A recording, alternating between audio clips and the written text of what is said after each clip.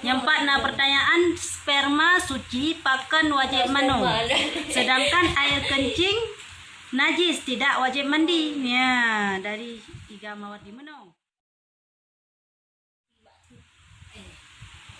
Yang empat, nah pertanyaan sperma suci pakan wajib manu, sedangkan air kencing najis tidak wajib mandi. Ya, dari tiga mawar di menu.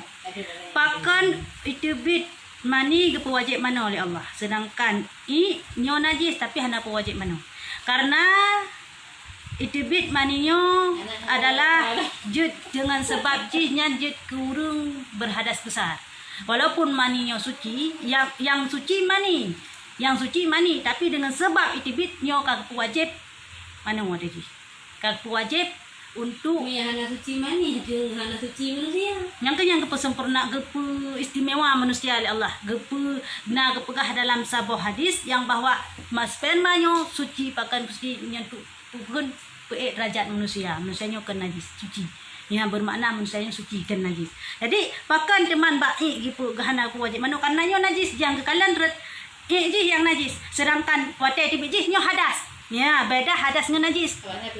Ya, wate teman orang lihat itu semayang. Nah pertanyaan orang lihat itu semayang, nah batu semayang, gedoi tibi gedoi, nah batu semayang. Han batu rai, tarai mentang han batu ka. Tapi batu rai tibi, seandainya engkau play tu tanya, engkau ruat tu tanya, orang mentang han batu semayang. Ya, yang batu rai tibi, maksud ro tu. Berarti tanya kau berhadas kira kai tibi. Ya, si pupu itibit dari tubuh.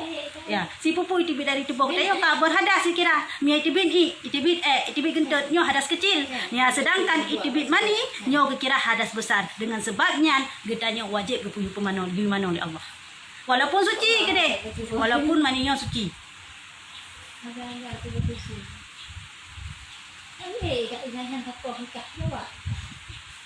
Ya, yang mana ni? Pakan nyo wajib keamanan syariat Allah cik.